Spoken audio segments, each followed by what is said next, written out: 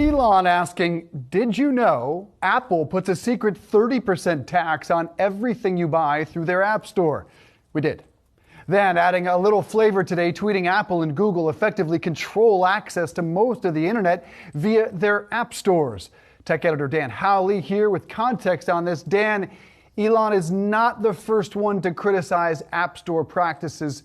Who else is in line there? Yeah, this is an argument that's been going on for years, frankly. This is nothing new. The idea that this tax is secret is mind-boggling, unless, Elon wasn't aware of it, which obviously he was. And it's more along the lines of just trying to kind of call them out because he wants to turn Twitter into a subscription model. And so that would eat into the company's proposed or, eventual revenue stream if he decides to fully go with that and against advertising. But in addition to Twitter, as you said, there's other companies that have brought this up. Netflix brought it up in the past. Spotify brought it up in the past. Basically, any company, Epic Games took them to court over antitrust claims about the treatment of Fortnite and that 30% fee. And so, there's other companies that have gone against Apple and Google, by the way, when it comes to this 30% fee. I think, for Musk, there's more to it than just the 30% fee. There's also the idea that Apple could pull the Twitter app from the App Store if he is unable to control the content on there. And look, he says that that's,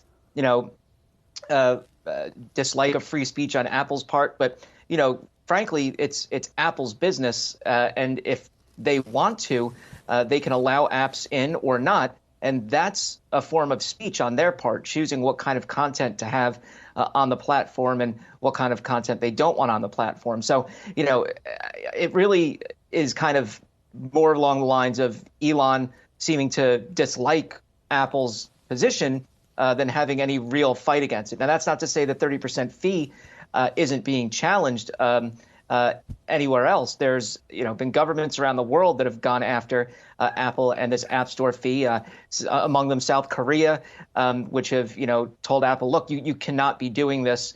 There's other countries that have gone after Apple and the fee in certain categories of apps. And here in the U.S., we've had lawmakers discuss it and the fact that it does have an outsized effect on what apps are available on different users' phones. You can't get an app on your iPhone without the App Store. Google, you can get an app on an Android phone, but they give you a whole bunch of warnings, and they basically, it's almost as though they're dissuading you or trying to dissuade you from doing so. So, he's not incorrect about that, but, he's not the first person to bring this up. And, we haven't seen much action as far as, at least in the U.S. goes, with changes to that 30% fee structure. And Dan, we've seen Elon really kind of pivot to make Twitter the free speech platform, and he's threatened to release the secret censorship history. Maybe you put scare quotes around that, maybe you don't, about Twitter and some of its dealings with blockages in the past of high-profile people. Just wondering how this particular battle with Apple may fit into that seeming larger strategy. Yeah, I mean, look, if he wants to release Twitter's prior decisions, that's entirely up to him. He can say that and do that. He runs Twitter. He owns Twitter. I guess he's the de facto head of the company now until he adds a CEO, which he said he wants to.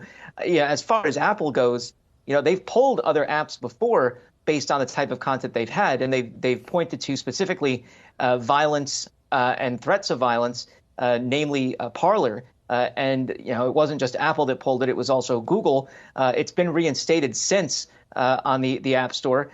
They came to an agreement with Apple saying, "Look, we will moderate some of the content that you find objectionable, but on our other apps and on the web interface, we're going to have whatever we want on there." So they are allowed to do whatever kind of free speech they want on their website, where Apple still has the moderation that they've been calling for. All right. Got to leave it there. But thank you for that report, Dan Howley.